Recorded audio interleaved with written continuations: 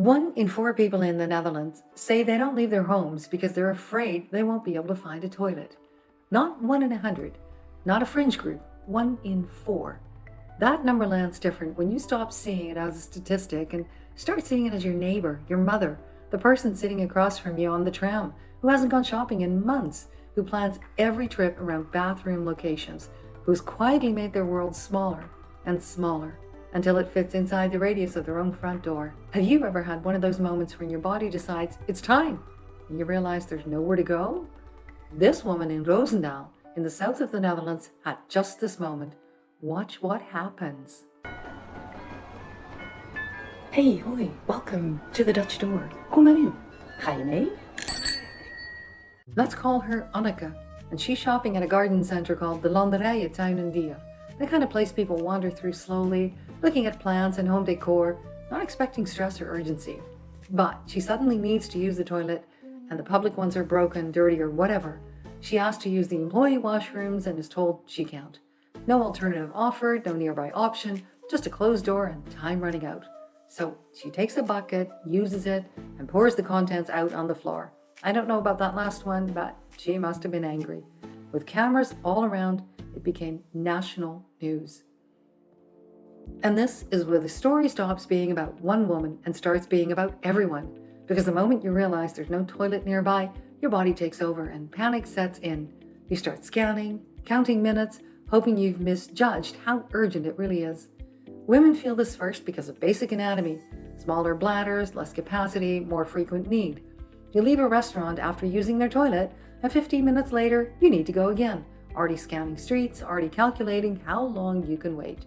Men unzip and angle away. Women have to squat fully, expose everything from waist to knees, need privacy that doesn't exist on a city street. This isn't about modesty, it's about physiology. People with medical conditions feel it harder because when it starts, there's no waiting, no powering through. Bodies that don't give a warning. One moment fine, the next moment, seconds, not minutes, not so much, and the panic is about running out of time with nowhere to go. For people in wheelchairs, there's often no workaround at all. The few toilets that exist aren't always accessible, and adult protection products don't replace actual facilities, don't restore the dignity that disappears when the city can't be bothered to build a door wide enough. Even for men, the system only works in a narrow case: standing, peeing quickly, leaving. The moment you need more than that, a stall and time, you're stuck too.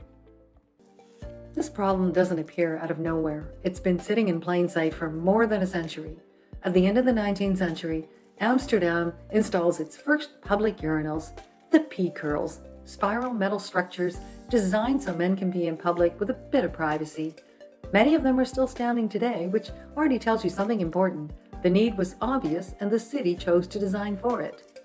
By 1928, the issue is serious enough that Amsterdam sets up an official committee to study it, called the Commissie voor de Urinoirvraag, literally the Committee for the Urinal Question.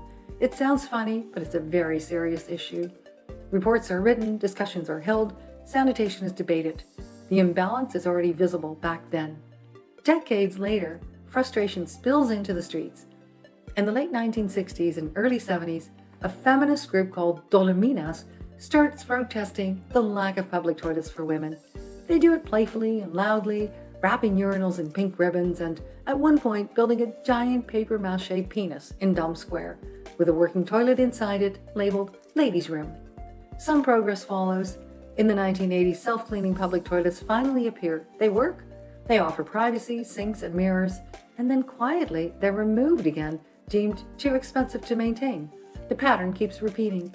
The problem is identified, solutions are tested, and then they disappear again.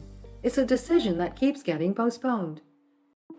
Here is where this story turns shamefully absurd.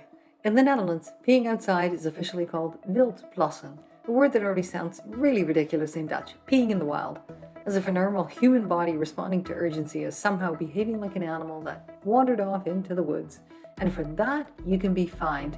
The typical fine is €150. Picture this. In May 2015, Geert de Piening, 23 years old, is walking home through Amsterdam's Leidseplein district after a night out with friends. It's past closing time, every bar is shut, every cafe locked, and the nearest public toilet designed for women is 2 kilometers away, roughly a 25-minute walk at a normal pace, much longer when you're fighting your own body. She ducks into a side street while her friends stand watch. 3 police officers arrive at exactly the wrong moment, and she's fined €140 for public urination. The next morning, she wakes up furious. "I thought, you know what?" she says. "This isn't right. I'm going to fight this." 2.5 years later, in September 2017, her case finally reaches court. The fine is reduced to €90 because of how long the case took to be heard, which sounds like mercy until you hear what the judge says next. He acknowledges that Amsterdam in 2017 has 35 public urinals for men and only 3 public toilets women can actually use. He agrees it's harder for women. And then he rules that Pining could have used a men's urinal instead. It wouldn't be pleasant, he tells her, but it can be done. That single sentence detonates across social media. Women start filming themselves trying to use the pee curls, those spiral metal structures with perforations at eye level, no door, no privacy, where squatting means full exposure to anyone walking past. They post the videos with the hashtag urinairplassen and zeikwijf, the latter a Dutch term that roughly translates to pissing woman, that carries the weight of every woman who's ever been told her body's needs don't merit accommodation.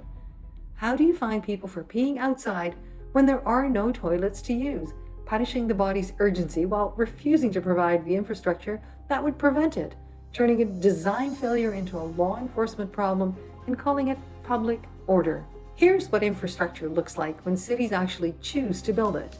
In Tokyo, just the ward of Shibuya has 186 public toilets. You find them in every train station, every park, most convenience stores. And they don't just build them, they design them. Architect Shigeru Ban created transparent glass structures that turn opaque when you lock the door so people can see from the outside that they're clean and empty before entering, addressing the 2 worries everyone has about public bathrooms. One writer who lives there put it plainly: one thing you'll never have to do in Tokyo is hold it until you reach home.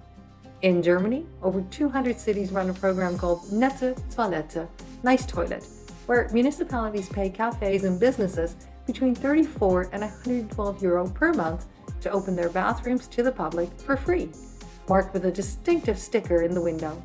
Bremen, a city of over 500,000 people, saves roughly €1 million per year using this system compared to operating its own facilities, spending just €168,000 annually to maintain the best ratio of public toilets to citizens in Germany.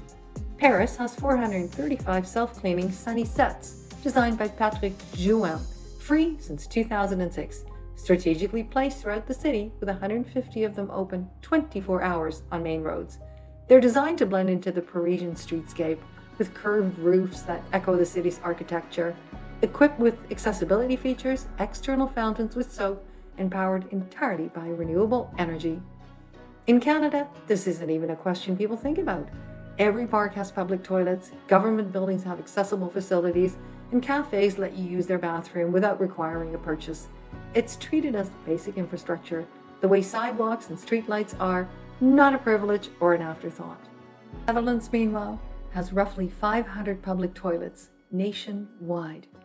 350 of them are urinals only. So here we are in Amsterdam in 2024, after 9 years of pressure following Geert de Piening's case, and it's finally installing new accessible facilities.